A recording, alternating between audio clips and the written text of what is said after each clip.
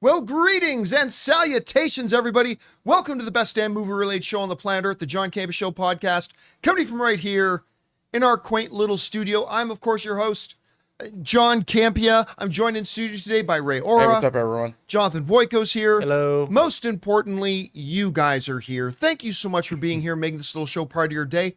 And here's how today's show is going to go. We're going to start off by talking about some predetermined topics. Then in the second half of the show, we're going to take your live comments and questions. Now, if you have a thought, theory, opinion, question, or observation you'd like us to address on the show, as long as we deem it appropriate to be addressed on our show, go ahead and fire it on into our tip link at www.streamelements.com/JohnCampea/tip. And here's the great thing about the tip link. It's good 24 hours a day, 7 days a week. So if you're one of the people who watches this show after it's already done its live stream, you can also still send in a question. We'll just get around to addressing it on the next episode. Also want to remind you guys that the John Campea Show podcast is, of course, primarily a podcast. So if you've got a day where you can't be in front of a YouTube video, but you need your John Campea Show fix, make sure you go, even if you don't need it today or tomorrow, go on your favorite podcasting app of choice, Spotify, Apple Podcasts, whatever. Go and search for the John Campea Show podcast and subscribe to the podcast today so it'll be there when you need it. All right, guys. That a lot down. Let's jump into some stuff here, shall we? And we're going to start off with this. You know, I think one of the best shows of the last bunch of years was Ted Lasso. I admit I didn't like the first episode. I almost ditched on the series after the first episode, but Ann talked me into hanging in there, and I'm so glad she did, because it just ended up being one of those delightful, charming, wonderful shows. It's a show that is like we have too many few of on TV and in movies. It's just a show about good people doing good things.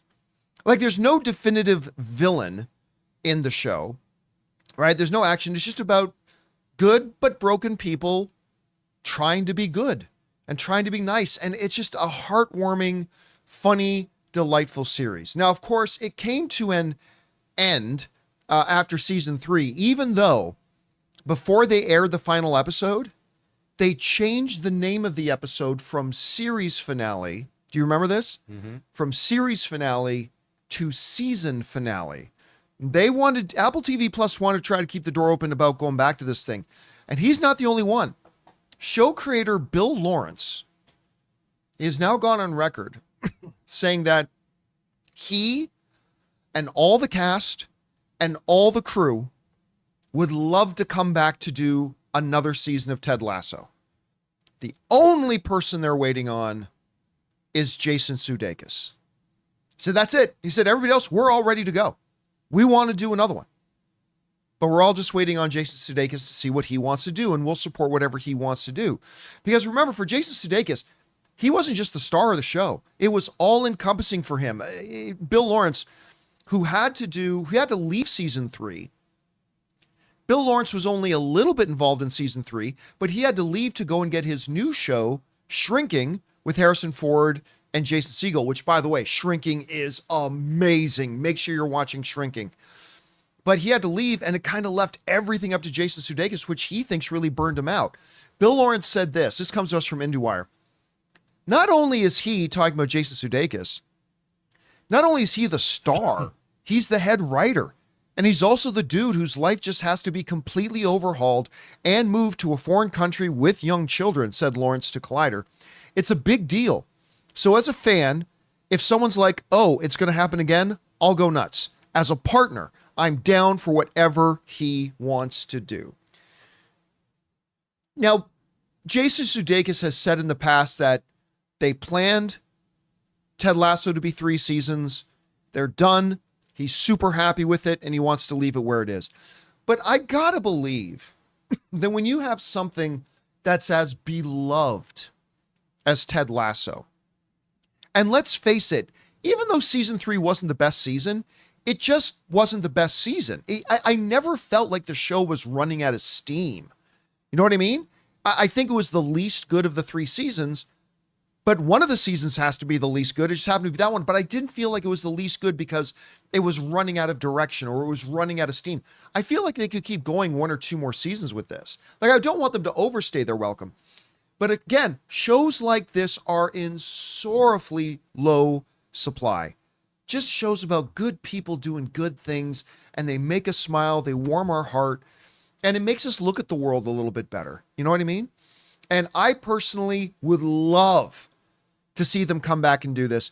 And you know what? Vin Diesel said he wasn't coming back to Fast and the Furious. He came back to Fast and the Furious. Talking about good people doing good things. Talking about good people doing good things. Sylvester Stallone said he wasn't going to do Rambo anymore. He did more Rambo. Oh, yeah. Up to Stallone, after 5, said he wasn't going to do Rocky anymore. More Rockies. Yeah. Jay-Z said he wasn't going to make any more albums. Made more albums. I mean, Robert Downey Jr., after Endgame, said he was done with Marvel Cinematic Universe. He's back. So I got to believe at some point Jason Sudeikis is going to see the love for this show, how much people would love to see it come back. And I think eventually it'll happen, but we'll have to see. Question is for you guys. What do you think about this? The creator and showrunner of Ted Lasso is saying, hey, everybody involved with it is ready to go for another season. We're just waiting on Jason Sudeikis. Do you understand why Jason maybe feels hesitant about doing another one? Do you think he ultimately will or won't? Whatever you guys think, jump down to the comment section below and let us know your thoughts. All right, guys. With that down, let's move on to this, shall we? You know, right now, I think it's fair to say one of the single most interesting guys in Hollywood is James Wan. I mean, he's done everything from cutting edge horror, Conjuring and Saw and stuff like that. He's made billion-dollar films with the likes of Aquaman and even in Fast and Furious. He made a Fast and Furious movie, right? Yes, he did. Mm-hmm. And now he just recently, his production company just formed a partnership with Blumhouse. And it looks like the next movie he's looking at doing is Creature from the Black Lagoon. This comes to us from the folks over at Deadline, who write this. In what would mark the first film James Wan would direct since merging his Atomic Monster banner with Blumhouse, Deadline has learned that he is in early talks to potentially helm the Creature from the Black Lagoon for Atomic Monster and Universal Pictures. Wan is developing a grounded, modernized retelling that leans into visceral horror while paying respect to the original classic. Wan will produce the film under Atomic Monster banner with Atomic Monster's Michael Clear and Judson Scott executive producing. Executive Vice President of Production and Development Jay Polidoro will oversee for Universal. All right. You know, when they announced that Atomic Monster was merging in with Blumhouse, we thought, oh my, this could be like, we're already in a pretty good age for some pretty decent horror movies these days. But an Atomic Monster Blumhouse merger could lead to like a whole new golden age of horror films. Now, they've been slow to get things rolling out. And I would argue that in Hollywood, there are few things as historically iconic as Creature from the Black Lagoon, right? It totally changed the game when it originally came out. Everybody knows, even though there's still a ton of people that have never seen Creature from the Black Lagoon today, everybody knows Creature from the Black Lagoon, right? Even people who've never seen Star Wars know that Darth Vader is Luke's father. Even people who've never seen Creature from the Black Lagoon, they know what Creature from the Black Lagoon is. And for them to go back to that and kind of harvest that and make what they're calling a visceral horror with James Wan under this new Atomic Monster and Blumhouse production deal, this could be fantastic. And listen, we all know for a very long time, Universal has been trying to resurrect their classic catalog of the classic Hollywood monsters, right? Yeah. They had that tremendous misfire with their new Dark Universe. Remember that? Where they came out and announced, we've got 7 movies. Yes, there it is. The most iconic picture of failure of all time. Before the Mummy movie with Tom Cruise even came out, they were promoting their Johnny Depp one. They were promoting their, what was the other one they were doing? They were promoting their Wolfman one. They were promoting all, we're going to have this whole universe coming when they hadn't, and they're putting out promotional pictures with the actors when they hadn't even put out the Mummy. There was Bride of Frankenstein too, right? With Jolie.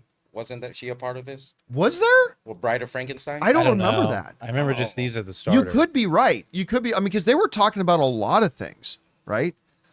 So they were trying to do with that. By the way, they did get things kind of rolling with their Invisible Man with Elizabeth Moss. Right. That movie was great. They made that movie for like $8 million. And that movie was wonderful. So they've been trying for a long time to get these classic monsters brought back to the big screen again. Obviously, the one thing was a start and fail. They did pretty good with Invisible Man. Now, can they follow that up? Just don't try to create a shared cinematic universe. Anyway, guys, question is for you. What do you think about this? I love this idea. I love the notion of James Wan getting behind the camera, doing a Creature from the Black Lagoon, seeing how this whole Atomic Monster Blumhouse partnership can get launched. I think this could be fantastic. How do you feel about it? Whatever you guys think, jump down to the comment section below and let us know your thoughts. Oh, by the way, one of our channel members, Marla J. Hova, just gifted 5 memberships to people. Marla J. Thank you so much. Appreciate that. All right. With that down, guys, let's move on to this, shall we? Now, of course, one of my most anticipated movies coming out over the next, couple of years is James Gunn's Superman. Not just because it's Superman, and not just because it's James Gunn, because I love both of those things, but mostly because it's our first live action. It's the first door we walk through in a brand new DC cinematic universe, where we're going to get our sense about what is this universe going to feel like? What's it going to be like? I have high hopes for this movie. I think it's going to be great. I think the casting's been wonderful. I think the people they have working behind the camera is wonderful. And of course, you got James Gunn, who is just in my opinion, a complete and utter winner. That's just what he does. He just wins. And so I'm super excited about this. Now, in today's age of movies, it used to be that films never would do reshoots. And when they did, that was a massive red flag. But in today's movie-making world, most big blockbuster movies plan reshoots in advance. Now it's just a normal part of the operation. Kevin Feige talked about this with Marvel, says, oh yeah, we schedule weeks of reshoots before we even start shooting the movie. Because we know it's somewhere along the lines we might have better ideas or we might whatever, and we like to budget and we've got the money, so we like to plan all that. So that's kind of become commonplace. But when a online social media person asked James Gunn, hey, you're going to be getting ready to do some reshoots for Superman? He said, probably not. He said, as a matter of fact, of the last 2 movies that I did, which would be Guardians of the Galaxy 3 and Suicide Squad. Right. He said of the last couple of movies that I did a combined 1 day of reshoots. 1 day for 2 tentpole comic book movies. Today, that's basically unheard of. And when asked about his secret for doing that, James Gunn said this. He goes, I've got 6 tips. This is James Gunn's recipe for not needing to do reshoots. It's masterclass. Masterclass. This is his masterclass right here. Go. Listen up, folks. Number 1, over-prepare, Gunn said. Just make sure before you start, do not start rolling cameras until you've got every button done up, every I dotted, every T crossed. Number 2, I don't start shooting until I have a finished script that my whole team is happy with. A lot of movies today, and some excellent movies, by the way, but a lot of movies today, just when they're like 90% there and like, we'll work on this as we go. And they go into production, start filming, sometimes to great results, sometimes not so much. So number 1, he says, over prepare. Number 2, he says, I don't start shooting until I have a finished script that every single person of my team is completely happy with. Number 3, he says, hire actors and department heads I know can do their jobs. James Gunn often likes to work with people that he has worked with before. Many directors do, and I think this is one of the big reasons why. It is a huge load off your shoulders. Listen, I'll speak to this out of personal experience. As somebody who has run teams as small as 3 to 5 people and run teams as large as 30 people, nothing means more to somebody in the big chair than knowing they can rely on the people around them. I've always told people that work with me, the number one thing I value in people is that if you say something's going to get done, I never have to worry about it again. I know I don't have to even spend another second thinking about it. You said it's going to get done. I know it's going to get done. And it'll get done well. There is nothing more valuable to a director, to a head, to a manager than being surrounded by people that you know they know how to do their job. And that's a key thing to James Gunn. Yeah, Jonathan. I'm trying. I'll get there. It's taken me a decade, but I'll get there. Number 4, and this is something certain people like maybe M. Night or even George Lucas should have listened to. Surround myself with people who will challenge me and not just yes, sir, everything. I've talked about this a lot. I honestly think that's what ultimately led to the downfall of the prequels. When you watch all the stuff, like all the behind the scenes stuff, all the special features, it's George Lucas and that's it. Everybody else's job is just to say, yes, sir, and do whatever it is George says. Nobody had the ability, the power, or the position to offer George pushback. Because George is paying for the whole thing, you know, like, and we see that in certain places. James Gunn says, I don't want those people around me. I want people who are going to push back because we'll get better ideas that way. Right? So he says that. Number 5, he says, ask myself daily, are there any small imperfections in the script or what we're shooting that might end up feeling like huge imperfections when we cut the film together? I have to admit, speaking from personal experience again, I can attest to this.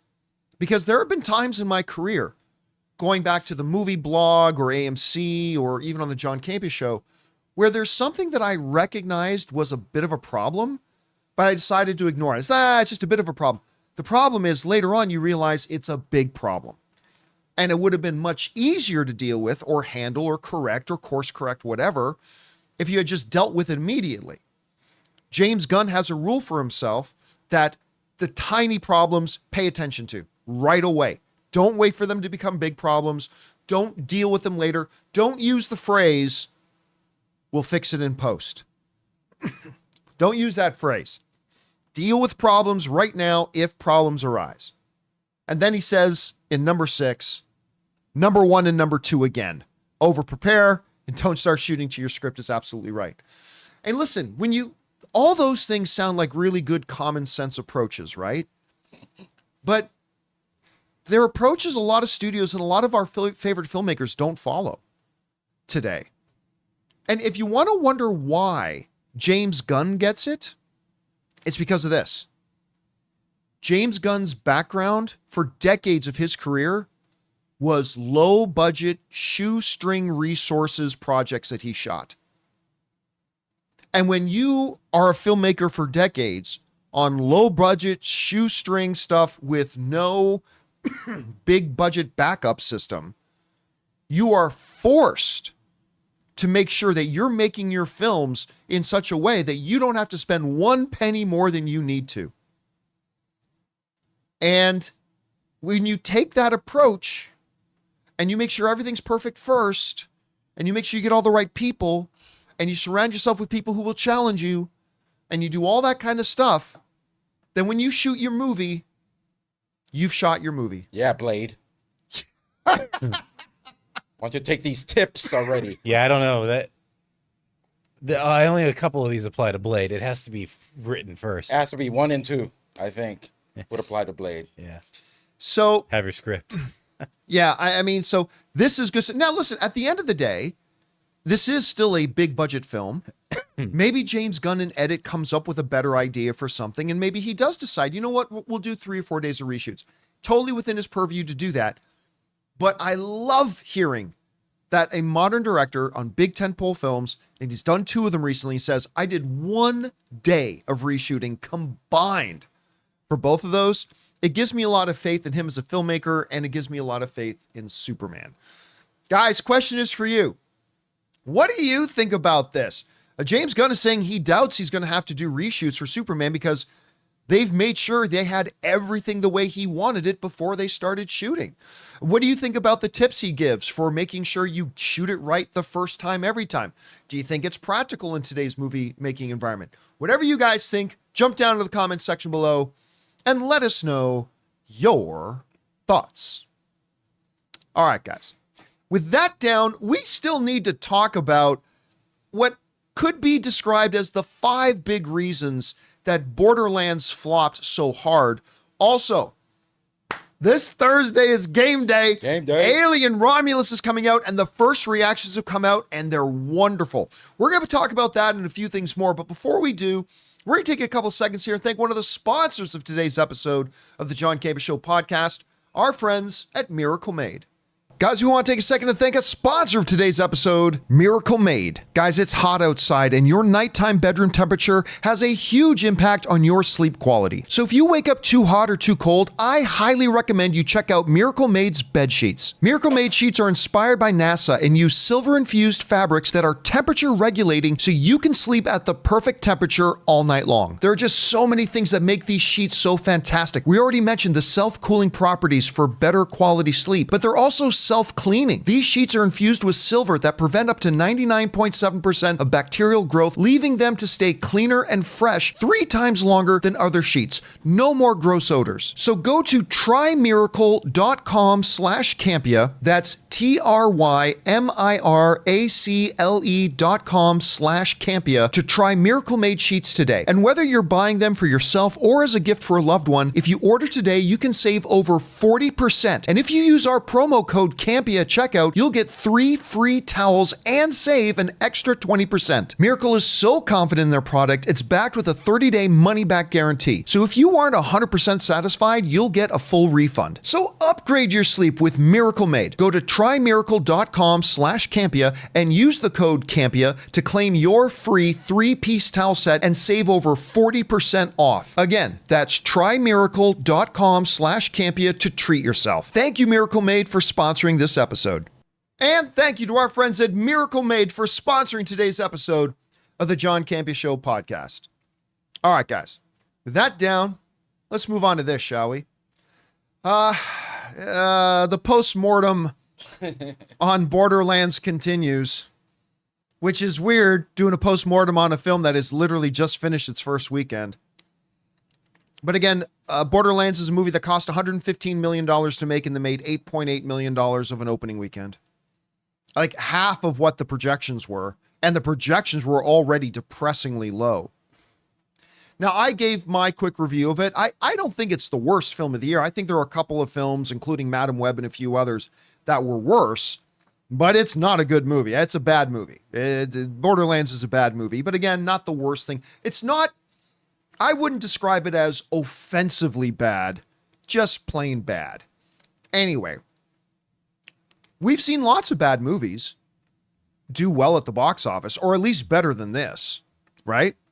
We've all seen horrible movies that have done better at the box office. So I thought we'd take a little bit to talk about why it did so badly. Now, I was thinking about this the other day, and I want to see what some other people thought. And I came across a really good article, actually, by the good folks over at Slash Film, who clearly had the same idea as me, but they got to it first. And they put out an article called 5 Reasons Why Borderlands Became the Bomb That It Is. And I thought, instead of just kind of regurgitating my own, what I thought would be neat to do is take this Slash Film article and go over their 5 points and talk about where we may agree or disagree with their thoughts. Their first point about why Borderlands bombed so bad is an obvious one. The critics and the audiences hated it. I mean, in other words, it's just not a good movie.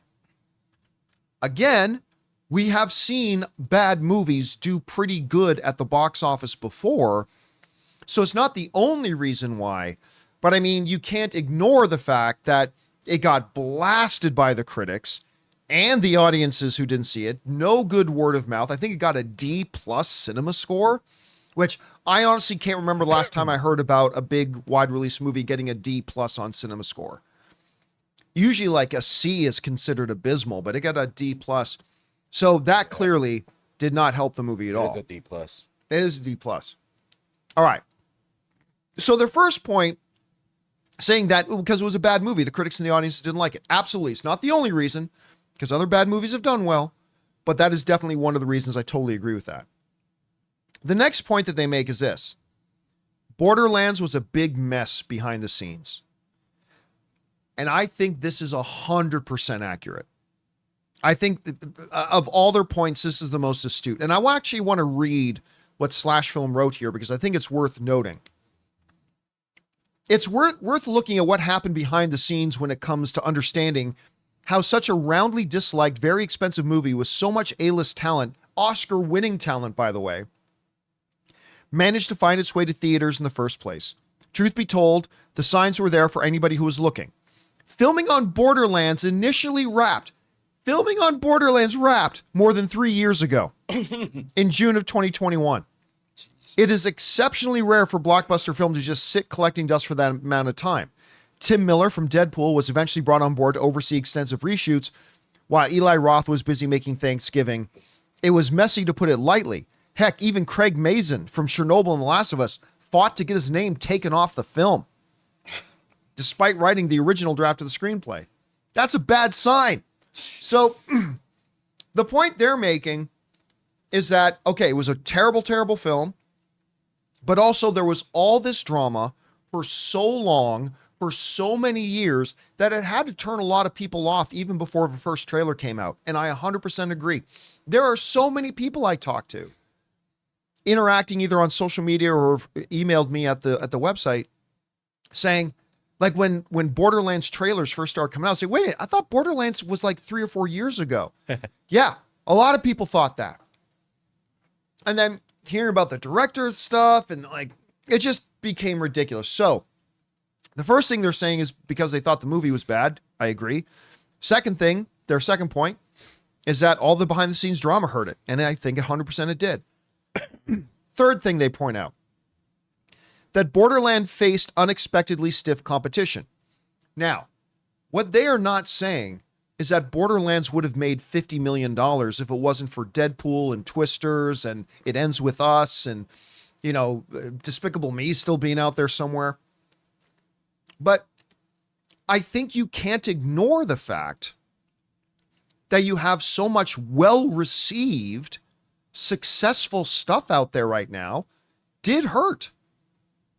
Now, I'm not saying it would have made $50 million without it, but instead of making 8.8, it could have made 11, could have made 12, a little bit more, 15, 20% more. But as you see, you're starting piling on all these reasons, right? The critics hated it, the audience hated it, huge behind the scenes drama, and it faced stiff competition. So I agree with that point. Next, this is a huge one. Lionsgate was very conservative with its marketing on this movie. Guys, listen. When you have a movie that costs north of $100 million to make, it is extremely rare to see a marketing budget that's like $50 million. It's usually more than that. You know, Avengers Endgame had a marketing spend of over $200 million. Nobody expected that for Borderlands. But Borderlands spent a paltry $30 million on marketing this film. $115 million film. And they spent $30 million on marketing it. Now, again, am I saying if they had spent $70 million on marketing that this movie would have made $50 million? No. I'm not saying that. What I am saying, though, is that the results would have been better. They would have been better. I think if they had done a proper marketing campaign, you might have seen a $20 million opening. Like, seriously, I think this could have had a significant impact. But the trailers that they did put out were pretty bad. And the amount of public awareness they raised was also pretty poor. They really spent nothing on the marketing on this. So there's that as well. Jose Duran in the live chat saying, I only saw one trailer for Borderlands. Yep. And you're not alone. You're not alone. The fifth thing they said is a thing I don't agree with. This is the one point they're bringing up that I don't agree with. They're saying video game adaptations are still tough to crack. That's true. I mean, video game adaptations are a tough nut to crack. History has proved that. But is that why the film did badly? Not at all. If that were the case, nobody would have gone to see the Mario Brothers movie. If that was the case, nobody would go to see the Sonic movies. If that was the case, nobody would have watched Fallout or Last of Us. You know, are video game adaptations tough to crack? 100% they are. Did that have anything to do with why so few people went to go see the movie? No. I don't agree with that. Now, you could have put this under the category of they made a bad movie, right? Point number one, that the critics and audiences hate it. You could say maybe one of the reasons the critics and audiences hate it because, you know, hey, it's tough to make a video game adaptation. But as its own standalone reason as to why it wasn't successful, I disagree with that. So, to summarize, I agree with the first 4 points that, you know, it failed to impress the critics and the audience. That hurt it. The fact that it was a huge mess behind the scenes, that definitely hurt it. The fact that it faced stiff competition in the box office, that definitely hurt it. And 100% the fact that Lionsgate went with such a weak marketing campaign for it, and they skimped out on it pretty much. Which I think tells us that Lionsgate never believed this movie could make money. Because clearly they believed if they put $70 million into the marketing campaign, the movie wouldn't even make back the marketing budget. So clearly Lionsgate never believed in the movie either. It leads us to the point where we have to start asking the question, should they have done what David Zaslav did with Batgirl? Right. Would they have actually come out more financially ahead if they just realized, listen, this movie is a disaster. We don't think anybody's going to go to see it. We don't want to put any real marketing money into it because we don't even think we will make enough money at the box office just to make back the marketing budget. At that point, they should have done what David Zaslav had the foresight to do and just pulled the plug on the movie. And say, look, we took a swing at it, we tried it, but we didn't end up with a good product, and we're going to lose more money if we put it in theaters than if we just pull the plug on it and take the tax write-off on it. Do you think it's because the stars that were attached to it made it difficult to do that? Because of Batgirl, we still had like a really unknown actress like in the lead, where you have Kevin Hart, Kate Blanchett, Jack Black. You got all Jamie Lee Curtis. Yeah, you got all these heavy hitters involved. Was that something that kind of... That's a good question. Could that have hindered them from pulling the plug? Right. I got to assume the answer to that is yes. It probably did. I mean, they still should have done it. And I have a feeling Jamie Lee Curtis, Kevin Hart, and Kate Blanchett probably would have preferred them just to pull the plug on this thing. But I think you're absolutely right. That probably was one of the things that gave them a little bit of pause. Or maybe even gave them a little bit of hope that maybe it might make money from these names. Maybe. I mean, but let's right, Jamie Lee Curtis is an icon. Right. But it's not like she's a huge box office draw. Right. So I don't know. Now, the one thing I need to address this, I put this in the John Campea Show newsletter yesterday, but I want to address it here because I've seen some people bringing it up in the live chat, saying that the reason it didn't do well is because Kate Blanchett was too old to play the role of Lilith, or the movie didn't do well because Kevin Hart was there. Guys, listen to me. Is there an argument to be made that Kate Blanchett, who is currently 55 years old, was maybe too old to play the role of Lilith? I think there's an argument to be made for that. I do. I think there's an argument to be made for that.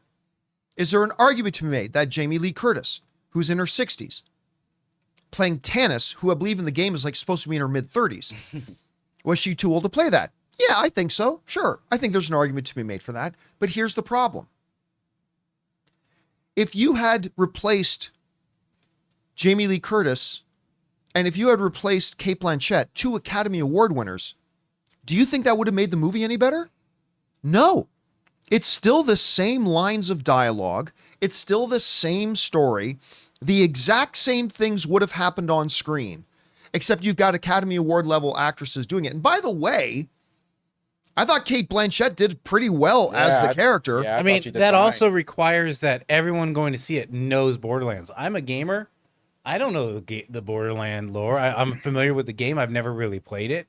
So I wouldn't have even known the ages of those characters. I mean, that's really putting a lot of onus on like, oh, there's just going to be millions of Borderland fans coming to see this movie. I just don't see that as And here's the thing too.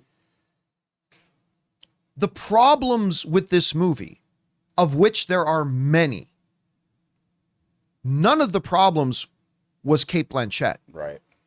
So if you put in a younger, less talented actress, you just would have wound up with an even worse movie.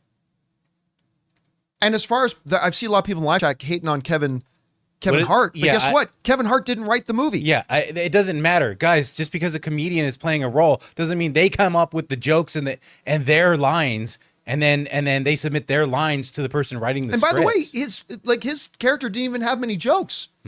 It wasn't even that comedic of a role. Yeah. I mean, he was in sucked. Jumanji and the second Jumanji that made 900 Made and 800 huge million. amounts of money. The one he did with Dwayne Johnson about the CIA Central, where Central Intelligence. well, the one where Dwayne Johnson was a fat kid in high school. Kid, that one did look. But the problem with the movie wasn't Kevin Hart. The problem was it was terrible dialogue, terrible scenes, terrible story. And if you had just replaced Kevin Hart with somebody else saying the exact same lines and doing the exact same things, you would have still ended up with an exactly the same bad movie. And I'm sorry, did that article mention why he was on the show for 3 years? I'm sorry, I didn't catch that.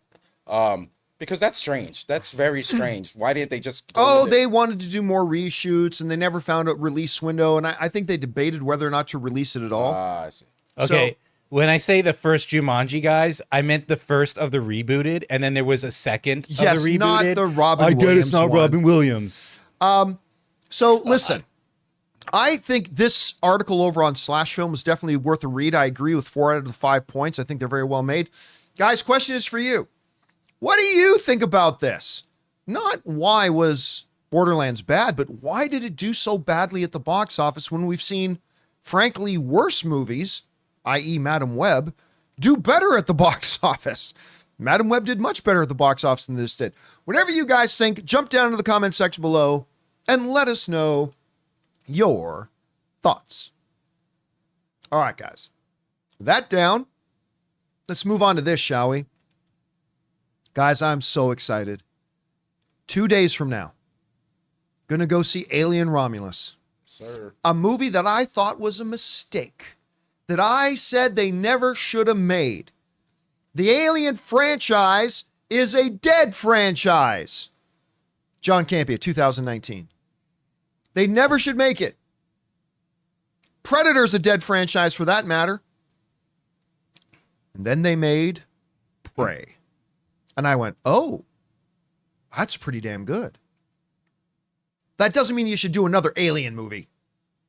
Alien's 7 feet under. Not 6, 7. Dang. 7 feet under. And then came news that Fede Alvarez was going to be directing it. And I went, okay, I still think this is a mistake. But if you're going to get a Fede Alvarez to do it, I mean, you're giving yourself a chance. I still think it's a mistake, though.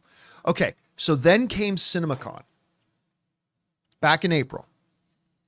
And the studio came out and did their big presentation. They did a presentation on Alien Romulus. I was gobsmacked. Could not believe what I saw. And I came out, ladies and gentlemen, brothers and sisters, I came out of that church hall a changed man. Mm-hmm. And I looked at the heavens and said, hallelujah, I'm on a new road. I am now a believer in Alien Romulus. Because that footage, man, it impressed me. You know, for those of you guys who saw our coverage of CinemaCon, you guys probably saw me go, I just couldn't believe what I saw. It looked terrifying. It looked thrilling. Now, then they put out the trailers. And the trailers looked fantastic. But we've all seen good previews and good trailers to bad movies. Well, the first reactions for Alien Romulus are now out, and they're fabulous. Now, last time we had first reactions, it was for Borderlands, and that did not go so well. But the first reactions for Alien Romulus, totally different story. Our friend Jermaine Lucier says, Alien Romulus is a bonkers roller coaster ride through the previous 6 Aliens movies, using bits of all of them to tell a focused, mostly standalone story filled with glorious gore and scares. It gets better as it goes along, ending with a phenomenal big swing of a third act. Wow. Jazz Tanksy writes, Aliens Romulus, the bitch is back. Dang. Was skeptical going in, but this is easily one of the better films in the franchise. That's not actually saying a lot outside of the first 2 Alien movies. Fede Alvarez doesn't disappoint. Awesome sound design and world building. The practical effects are so good that the film gave me nightmares. Courtney Howard writes, Fede Alvarez's Alien Romulus is gnarly, gripping, and gorgeously bleak. Innovatively delivering smart, savvy stuff. Subtly playing the greatest hits. Kaylee Spaney and David Johnson dominate. This movie rules. Tessa Smith wrote, Alien Romulus pays perfect homage to the original, using practical effects whenever possible. This works so well that the CGI stands out when used. It is slow to start, but man, once it gets going, you will be on the edge of your seat until the very end. Also, we got, where'd they go? Rich Fink wrote, I really dug Alien Romulus. It's a gory monster movie with some truly innovative set pieces. Act 3 had me gasping in horror. It does play like a best of the Alien franchise, for better and for worse. One element I really did not like, but it feels like the sequels finally found their footing. Nico wrote, I loved Alien Romulus. Riveting from start to finish with surprisingly emotional stakes and an absolutely stunning third act. Alvarez brings immense style and creativity to the franchise. The practical effects, real sets captured the dark and gritty world of Aliens beautifully. And it goes on and on. Now, nobody, I should point out, none of these glowing reactions say it's the best of the franchise. Nobody's saying it's better than Aliens or anything like that.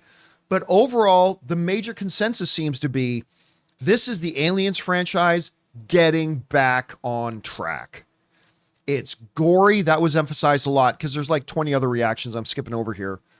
But they all emphasize that it's gory, it's thrilling, it's scary. And again, a lot of them point out there's a lot of homages to the other 6 movies. Or however many other movies there are. Again, for good or for bad. Most of them saying the third act is just killer. So, where does this leave me? I am finding myself wishing tomorrow was Thursday. I'm just straight up wishing tomorrow was Thursday, but it is not. I'm going to have to wait till Thursday. And of course, Thursday we will do our out of theater reaction to Alien Romulus, but I am stoked for this. Ray, you were there at CinemaCon with me when they played that footage and everything. And now you've seen all the trailers. You're seeing the first reactions. Where's your anticipation level like right now? You know, I've never seen an Aliens movie, but then I watched, I believe it's Aliens with the team, right? Is that the one with the team? And I really enjoyed that movie. This looks terrifying only because a lot of the crew seems like they're not prepared for. This is more of a take on Alien, the first one. Yeah, I mean, I'm ready for it. I think I'm gonna crap my pants during some parts of it. It looks really good. Fede Alvarez, I really like him. And the young actress that's in this, Spanny, I think she played Dora the Explorer. Oh right? yeah. This might be her breakout movie. what about you, Jonathan? Where are you at on this right now? Like, is this one you've been looking forward to? I'm very excited for this. This is like the August movie for me. I mean, I know there's some other films coming out I'm looking forward to this month. This is my most anticipated. This is like a return to form. I've used that expression before, but it really does feel like it is. This is sort of like the same reason why I loved a movie like Prey. You know? It gets back to basics. It doesn't try to analyze the alien and figure out the origin of the alien and the theocracy of the alien. Guys, it's really basic. It's like Jaws. It eats and it poops, and it's the perfect evolutionary creature. You know what I mean? That's why I love it. And looking at the rest of the release calendar in August, Alien's gonna have a nice little month to itself, or at least till the end of August. From what I see, it has no real competition. I hope people Other than Deadpool. Oh yeah, from before, but this is like the only movie I'm looking forward to for a while. I hate to say it. Yeah, I mean, for a while, like for me, not until then. Beetlejuice, right? for me, But that's yeah. like Yeah, next when does month. Beetlejuice That's next September month, 6th. September. September 6th. Yeah. Coming out. Guys, I'm telling you what, I have done such a 180 on this. I went from saying this is a dead franchise, stupid idea to make this movie, and now I'm sitting here going, oh my God. Wait. No, there is The Crow on August 23rd, which I am very interested in. I'm interested, but I'm not excited about it. Okay, Like, I'm with you, Jonathan. Like listen, I don't care what any of the other crybabies say. I don't either. I think the trailer for The Crow looks pretty good on its own merits, but I don't think anybody's going to see it. Yeah, I think it's not going to. Like I'm curious to see it. I'm very interested to see if they can make a decent movie here, but I don't think anybody else is going to see it. Yeah. Like I've seen like no promotion for it whatsoever. So I don't know. We'll see. Guys, question is for you.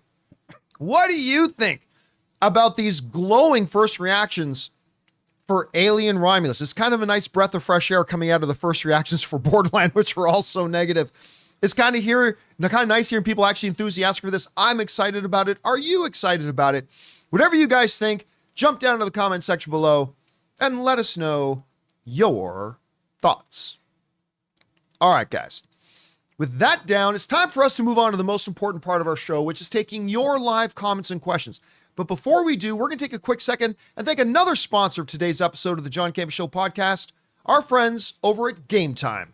Guys, we want to take a second to thank a sponsor of today's video, Gametime. My wife Ann and I love going to events, whether they're comedy shows, concerts, an LA Lakers game. I mean, just the other night we went to go see Ronnie Chang and it was awesome. We love having these new experiences and new memories. And our sponsor Gametime makes getting tickets for concerts and events faster and easier, even if you don't buy tickets right away. Because prices on the Gametime app actually go down the closer you get to the show start time. With killer last minute deals, all-in prices, views from your seat, and their lowest price guarantee, Gametime takes the guesswork out of buying event tickets. I couldn't believe how easy and most importantly, intuitively, the entire app works. Finding the event I was looking for couldn't have been easier. The way it lays out the map of the venue, letting you know exactly where the seats are that you're looking for, and how easy the process was to choose and buy those tickets. So don't worry if you think you're too late to get tickets to that big event you and your friend want to go to. They have last minute deals. Save up to 60% off buying last minute for sports, concerts, comedy, theater, whatever. So guys, take the guesswork out of buying concert tickets with Gametime. Download the Gametime app, create an account, and use the code CAMPEA for $20 off your first purchase. Terms apply.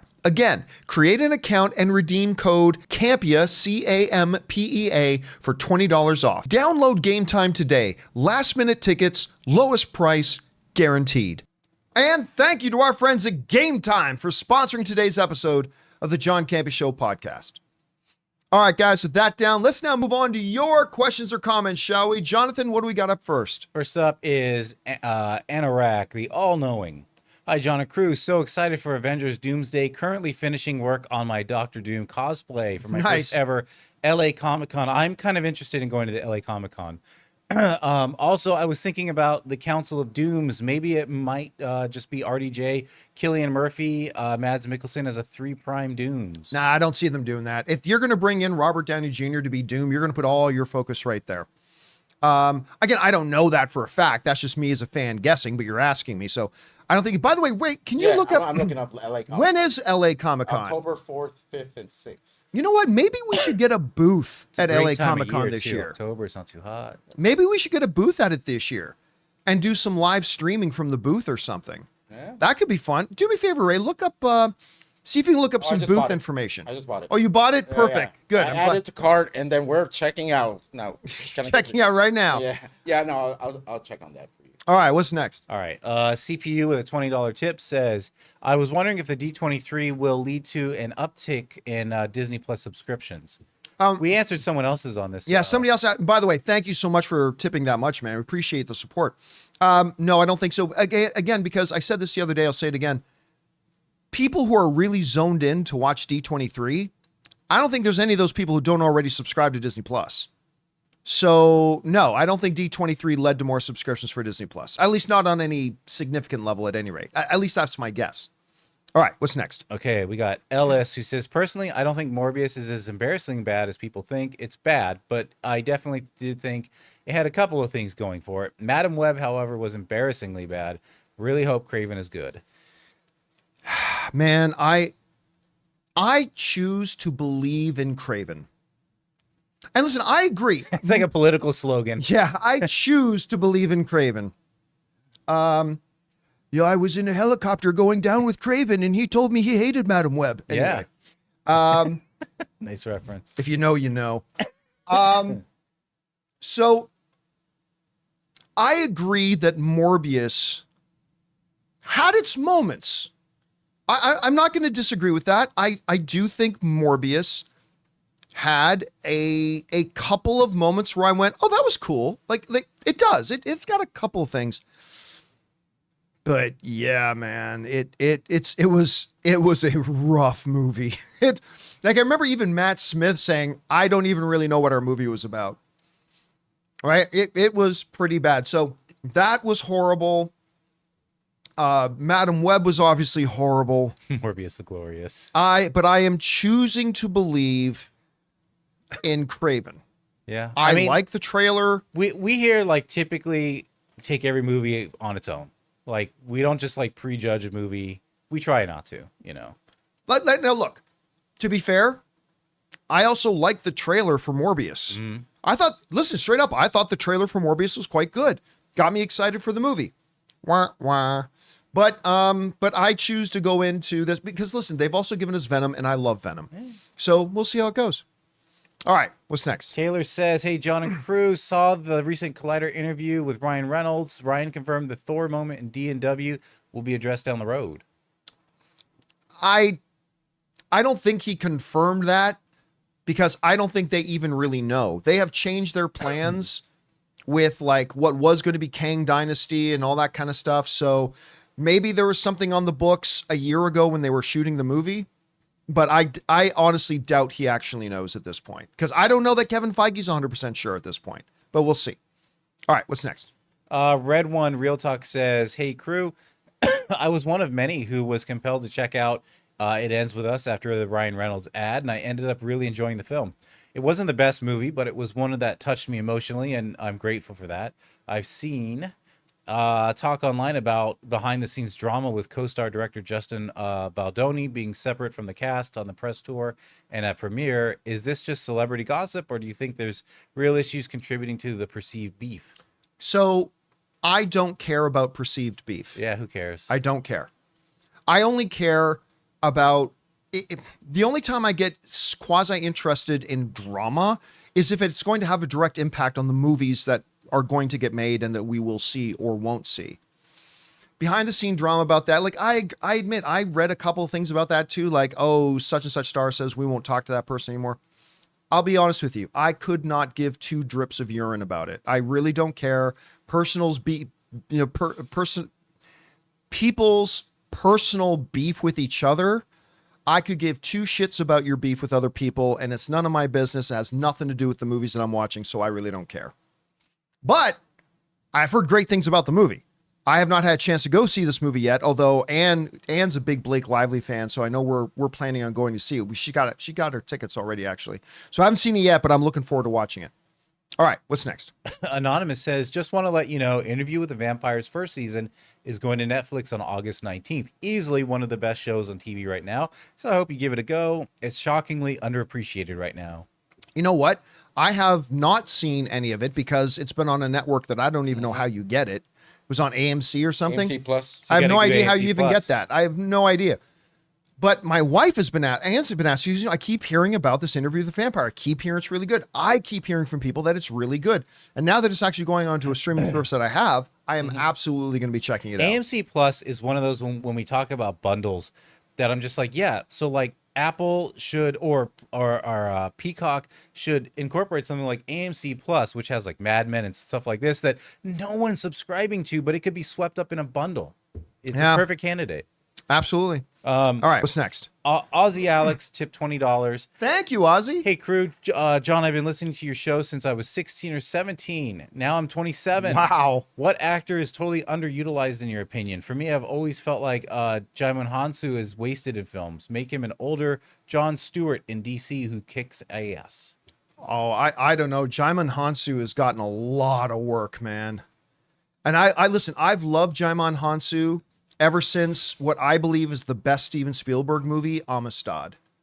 Making us free. Like that's, I have never not loved Jaimon Hansu ever since that. And he is constantly working and constantly getting some pretty good roles too. I think the two most underappreciated actors in the business, and I've said this for a long time, and it's weird to say it about one because one even has an Oscar nomination, but nobody ever talks about him. He's coming up in the new Venom movie, Chiwetel Ejiofor. I think Chiwetel Ejiofor might rank as the number 3 or 4 best actors in the world right now not to have an Oscar on his mantle. He's phenomenal, and nobody ever talks about Chiwetel Ejiofor. The other is one I've been saying for over a decade, Ben Foster. Ben Foster is money. Absolute money, but I hardly see him in stuff. And he's never getting the big juicy roles. He is absolutely one of the best actors in the world. And I think he needs more love. I really do. All right. What's next? Dennis, the Phantom Menace, with a $30 tip. Thank you, Dennis. Recently in The Hollywood Reporter, James Cameron has distanced himself from Alien Romulus so he can work on a new Terminator film. After hearing that, it got me excited. Is the Terminator franchise getting revival like with Prey? Is there more? Oh, there's a part. Sorry, part Okay. 2. Predator franchise and Alien Romulus for Alien franchise. Also, after seeing the trailer for the anime Terminator Zero, does this hint that a new Terminator film is coming soon to revive the franchise? Well, here's the thing, Dennis. Ages ago, I think it was last year, we did a big story on this. James Cameron was doing a big conference somewhere, and he talked about how he's planning another Terminator movie. And it would have focused a lot on AI and things like that are modern things. Like this was a big, huge deal about a year ago. He talked about this very openly. Now, I don't think any progress has been done on that.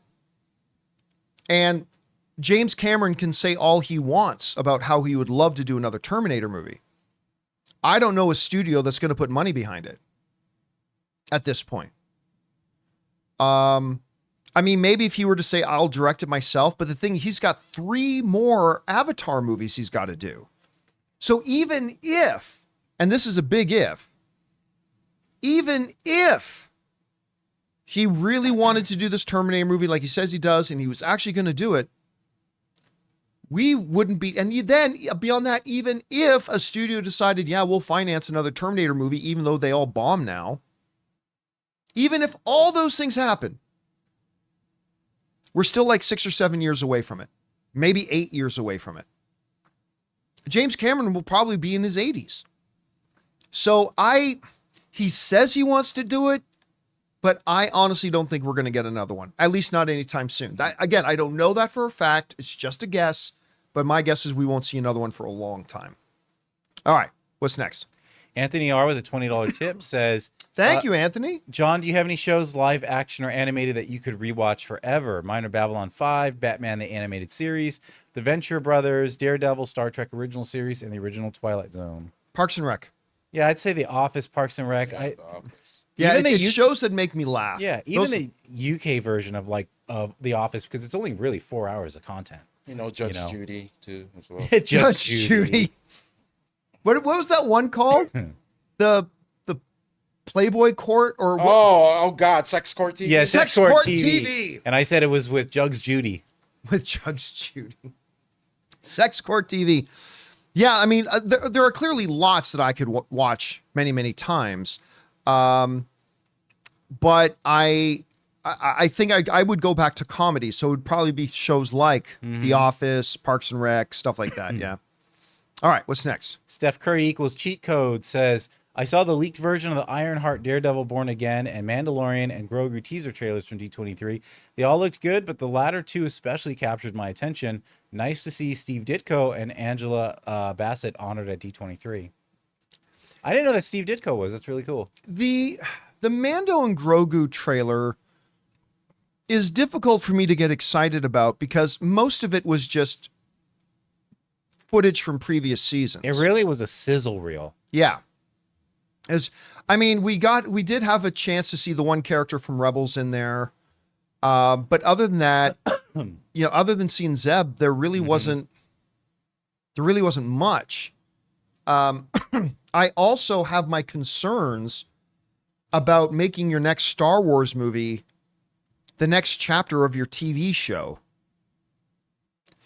So I have some concerns about that. So but clearly we got a long way to go till it comes out. We're going to get to see footage and trailers down the road.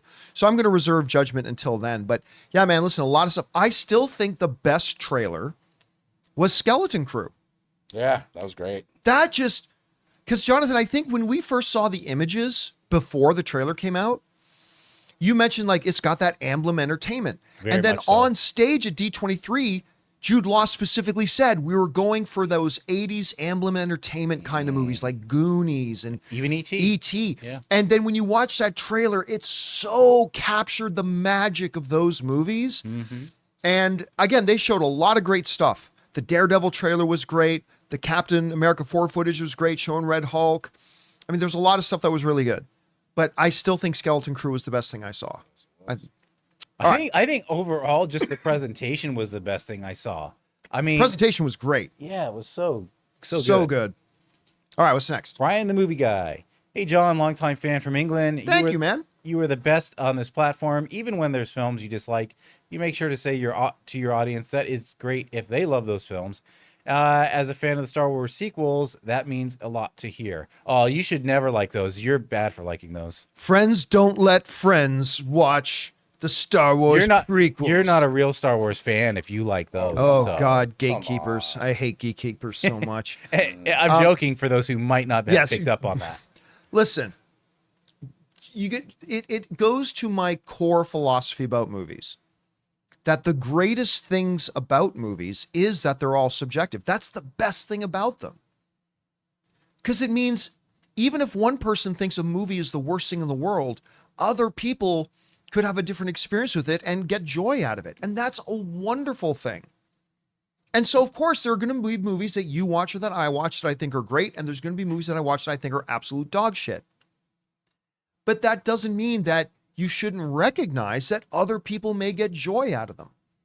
So yeah, on my show, when people ask me my opinion, I'll talk about how much I hate this or hate that.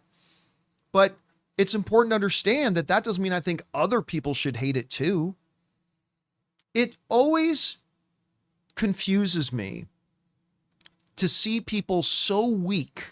Because here's the thing, if you love a movie that I hate, that doesn't take away from the legitimacy of my own opinion. If you love a movie that I dislike, that doesn't mean I'm wrong. If you like a movie that I dislike, that doesn't mean that my opinion is devalued. It means you have your own unique experience with it.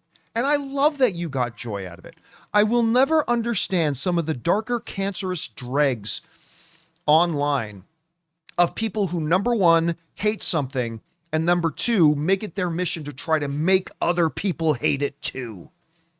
That tells me you are the biggest puss and the weakest piece of shit in the world. When for your own ego, you need people to hate what you hate. It's pathetic. That's why I know that you secretly love The Terminal. Oh my God.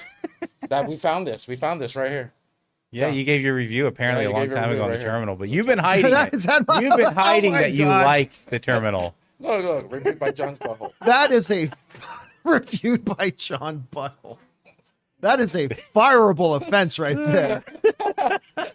I know how you guys always talk about those hate. Bring that up again. I got to see that stupid face I make. I hope, because you guys always bring up those hate video thumbnails where their eyes are all big. Oh, yeah. So I decided to The try googly- it on you, John. Sorry. Tom Hanks, John's Butthole, and John Campea. I love The Terminal. Steven Spielberg's best work to date.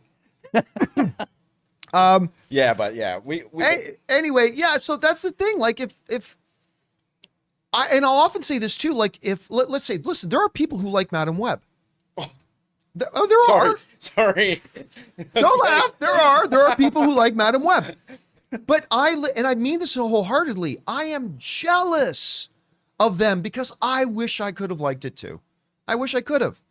So I think as film fans, we should, even for movies we hate, we should be cheering that other people maybe like them, because what's better than having our own fellow film fans getting joy out of something, even if it's out of something that we ourselves didn't get joy out of. Anyway, that's just kind of my thought on that. All right. Thanks for writing in, man. Appreciate it. What's next? So Ryan's back and says, also, what are your thoughts on the Minecraft movie? Director of Nacho Libre stars Jack Black, Jason Momoa. Could this be a disaster like Borderlands or an amazing surprise like Barbie? Minecraft is extremely popular. Possible $1 billion club. No, okay, guys, everybody's got to stop with this possible. Like, I remember when Detective Pikachu was coming up and everybody was writing into me saying, oh, it's automatic $1 billion. I'm like, no, it's not. John, you don't understand that Pokemon is the most valuable IP in the world. Yes, it is. Doesn't mean people are going to go watch the movie. Didn't get close to it. No. Right? And then when the this is back a couple years ago, when the new Power Rangers. Oh, yeah. I had so many people constantly writing in. You don't understand, John. Power Rangers is one of the most popular IPs in the world. It's going to be a $1 billion film. Minecraft is not going to get anywhere near the $1 billion mark. No, and it doesn't need to. Yeah, it just needs to be successful. No, the thing right? is I kind of liken it to like when the Lego movie came out, I was like, this is going to be terrible. And then I loved it. But you know what? The Lego movie, for as good as it is and critically acclaimed, and we talk about it to this day, it made $470 million. Yeah. But that's still fine. Listen, all the Minecraft movie needs to do is be successful. And I think it can be successful. I'd say it goes 600 million and up. You haven't even seen a trailer for it. I know, but I have Minecraft. I have a strange belief. That's only if it's good, though. In Minecraft. I don't know why. Now, here's the thing. I'll be honest with you. I know a lot of people like Nacho Libre. I don't. I'm just being honest with you. I did not think Nacho Libre was very good. You liked it? I loved it. See, you're not alone. I know a lot of people who really loved it, and I expected to love it because it was the same guy who made Napoleon Dynamite, and I love Jack Black, and I loved Napoleon Dynamite, and so I went into Nacho Libre expecting to love it, and I really didn't think it was all that good. But who knows? Let's see what happens. Yeah. Let's see what happens. But no, I do not think Minecraft is going to get anywhere near $1 billion. Nowhere close. But that doesn't mean it can't be good, and it doesn't mean it can't be successful. All right. What's next? AL says, only theme park geeks will understand this, but you know what would make James Wan's creature scarier is if he makes the creature sing. Huh. Is there a singing? I have no idea. Yeah. By the way, you know what I'm doing today after the show? Oh, singing? Going to Universal? I'm going to Disneyland. Oh, boy. Don't expect to do anything or you're going to get upset. No, I'm not. I that place is such a shithole. But it breaks my heart because I love Disneyland. And so does Ann. It's so inaccessible now to me that it's so like. Long.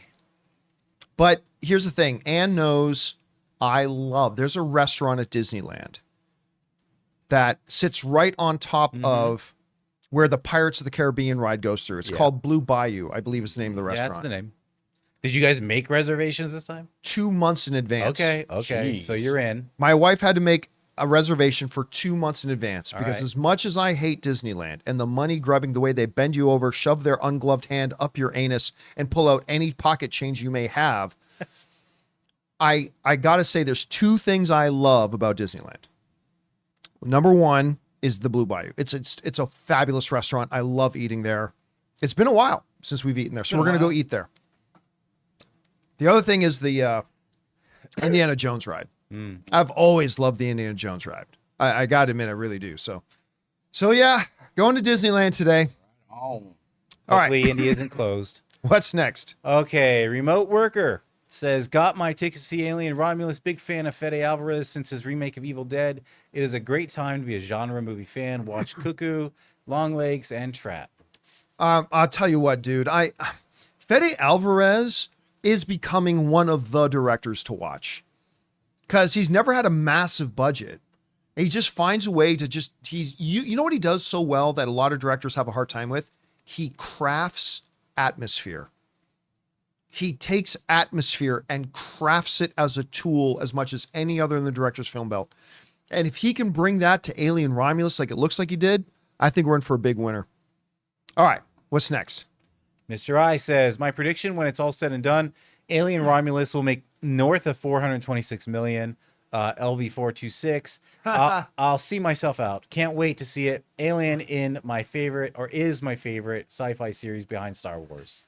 I'll be honest with you. I have no idea how this movie's going to do financially, because there's not like people like Chris Carr, right? Chris Carr is not into horror movies, and there's going to be a lot of people like her that aren't going to go because it's pure horror.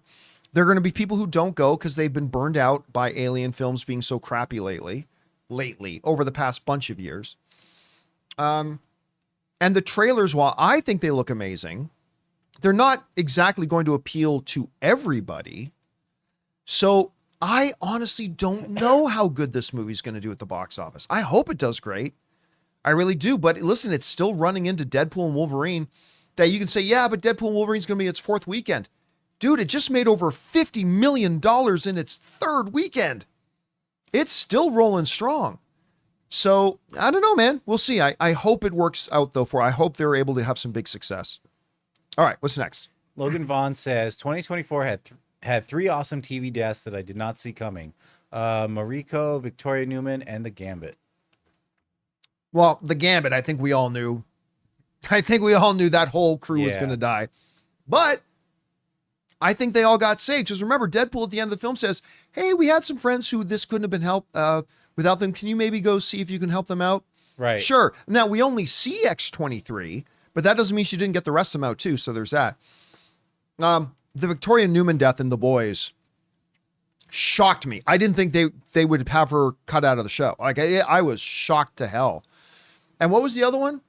Mariko. I think that was for. Oh yeah. Well, I mean, yeah, I knew that one was coming, but it's Shogun's still the best show I've seen in years. Best show I've seen in years. All right, what's next? Let's see. I think. Yeah, this is the last of the supers, or the tips. Logan says, I feel like I used to hear the name Pablo Hidalgo on a weekly basis on your show. Whatever happened to him? Is he still a senior creative at Star Wars? I think one of the things is we haven't heard anything coming out of Star Wars. Yeah. Right? I think Pablo's still there. Let me see. I haven't heard that he's not. I mean, I could be wrong about that. I don't know. I don't keep my finger on the pulse of, who the exits and the entrances. They might have told him just to lay low for a little bit, or. But there's stay out been of literally no movies to talk about. Yeah. Right? So I would probably write it off more to that. All right. Let's move over to our channel member questions then, shall we? What do we got from our channel members? Kayak says, understanding that favorite doesn't always mean best. My favorite film of 23 is Dungeons and Dragons. Partially, it's because I love fantasy, and we barely get any fantasy movie these days, let alone good ones. I will keep That preaching was this gospel. fun. It was a fun movie. Dungeons and Dragons was a really good movie. It was a joyously entertaining, fun, like one of the top 5 films of the year, no. But it was a really fun, entertaining little film. And I think too many people just got turned off by the idea. It's like, well, I've never played Dungeons and Dragons, so I won't get the movie. I think it's on Amazon Prime now. Right. Guys, watch Dungeons and Dragons. Chris Pine is wonderful in it. It's a really fun little movie that deserved much, much, much better. All right, what's next? Zelda Master says it's my 32nd birthday today, so I just, Happy birthday! Happy birthday. just wanted to pop in and say hi to the best damn entertainment pundit team on the internet. Man, may you have an awesome year and a glorious year ahead of you, filled with triumph and victory. Happy birthday to you, my friend. I hope you have a great one. All right, what's next? Sora fan says, I recently also decided to switch bundles to save some money with the Disney Hulu Max bundle. What's a bundle you would personally like to see? I'd like to see Apple, Peacock, Paramount, seeing as they're least sought after, could definitely bring some more attention to them. I think there might be that bundle. What's the Verizon? There is one, but yeah, you have Verizon to was, be Verizon. All right, but that includes Netflix. It's like Netflix and Peacock and I don't think something else. I don't know that. Yeah, I don't think Paramount's bundled with anything yet. listen, it's never going to happen, but I would just love to see a big boys bundle.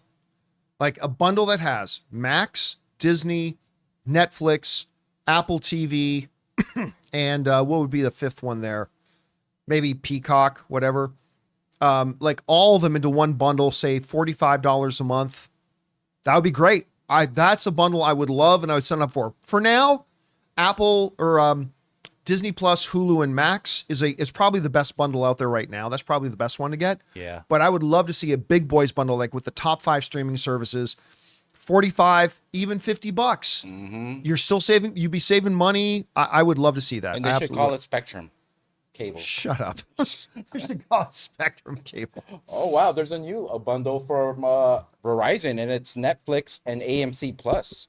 Yeah, see, with AMC Plus, that's another one that $25.99 a month, lumped into something. Netflix Premium and AMC Plus for $25.99 a month. So anyone who's interested in that, add a little more content to your Netflix. The thing about AMC Plus is it has to be the fourth or fifth piece of a bundle, not the second piece of a bundle. You know what I mean? But Netflix already for It's premium massive, is already so- what? Almost 20 or maybe Almost 20, yeah. So it's like getting it for free, I guess. All right, what's next? Blackberry says, do you think the current lengthy time between streaming seasons is part due to the A-list talent they use? There used to be a line between actors for TV and actors for movies, but that is long gone. With all the movie actors and streaming shows, they must be a lot tougher to get schedules aligned. Cable shows do seem to suffer from this particular issue. No, I don't really think it's that. I think it's a larger problem, a more systemic problem. That is, in the old cable model TV system, you could greenlight a show and then you'd sign for options and then you'd say greenlight 3 seasons, right? In the world of streaming, so many shows never get a second season. Because in streaming, it's not about how many people watch. It's about how many people sign up to watch. And so a lot of TV shows don't get a second or a third or hardly ever get a fourth. It's very, very rare that something like Stranger Things happens where you get a 4th or 5th season. So they tend to do them and they just simply don't know if they're going to do another one. So they don't lock down any contracts. And then once they do decide that they're going to do another season, then they scramble with the logistics to try to set up when can we get rolling on this. So I think it's going to be like this until streaming gets to the point where they're like, we're going to make 2 or 3 year commitments when we start a TV show. And granted, maybe we have to pull the plug after season. We have to pay out some contracts. Fine. But they need to start doing it where they commit to a couple of seasons and they in advance book the talent and book the crews and book the creatives and the executives and get all the logistics lined up. But that's always been the main problem. And it's going to continue to be the main problem. That's one of the reasons why I think the new HBO Harry Potter series is going to be once a year. They're committed to doing all the seasons. They're committed to it. And they're going to book everybody for 7 years straight. And we're going to get 1 season per year. But with everything else, we're going to have to wait and see. All right, let's just take a couple more. What's next? Okay, we got Lori Howard says, hi, John. So besides the overall deal Tyler Perry has with Amazon and Netflix, respectively, how does his big ratings win this week benefit him monetarily? In getting him his deals. Yeah, it kind of locks you in. Yeah, right? that's what gets him the deals, is those big wins. That's what gets him his deals. And they set up his next contract. And listen, I'm sure there are incentives built into his contract, right? Every contract is different. But I'm sure built into his contract are probably some milestones that if certain milestones are hit, a bonus will kick in, much like a professional athlete. Like a quarterback may sign up for $2 million. But hey, if you throw 30 touchdown passes this season, you get a $7 million bonus. If you make the Pro Bowl, you get a $5 million bonus. If you get the team to the Super Bowl, there's an $8 million bonus. So I'm sure there are incentives like that in his contract as well. But basically, that kind of success, the reward comes in the contract itself. All right. Last question of the day. What's next? Dominic Suma says, maybe considered a hot take, but I prefer the Come and Get Your Love opening to Guardians of the Galaxy over the Deadpool Bye Bye Bye opening. Hard to explain why, but Quill dancing and singing just really was the perfect intro to that franchise for me. Yeah, but you can't really compare them because one is introducing the franchise where one is part 3. Right. Right? So yeah, I mean, the great thing about the Guardians of the Galaxy Come and Get Your Love opening is that it set the stage for the whole franchise. I mean, that opening set kind of like the tone and everything you needed to know about the feel and the texture of Guardians of the Galaxy was done right there. And it wasn't breaking the fourth wall. No, and it definitely wasn't breaking the fourth wall. By the way, how great was it in Endgame when they see Peter doing that dance, only they Yeah. don't hear the music, and he's just dancing like an idiot. yeah. It's like, Yeah, oh my yeah, God, they that was knock so him funny. But the Bye Bye Bye opening, I can't tell you how many times it's been on my TV in my living room because Anne's a big NSYNC fan. So it's like whenever we're watching the movie, we've seen it 5 times now. She's like doing the dance Yeah. in the. Oh, and I did find out that was a professional dancer they hired. Yes, yeah, we talked about that on the show. Aw, that. All right, guys. With that down, that'll do it for today's installment of the John Campea Show. We're going to cut a little bit early today because, like I said, I got to go off to Disneyland to go to eat at my favorite restaurant. Thank you so much for being here, making our little show part of your day. Big special thank you to all you guys who sent in those questions. Number 1, because you gave us great fun things to talk about. But number 2, you supported our channel as you did it, and all of us involved with the show. Thank you guys so very much for your support.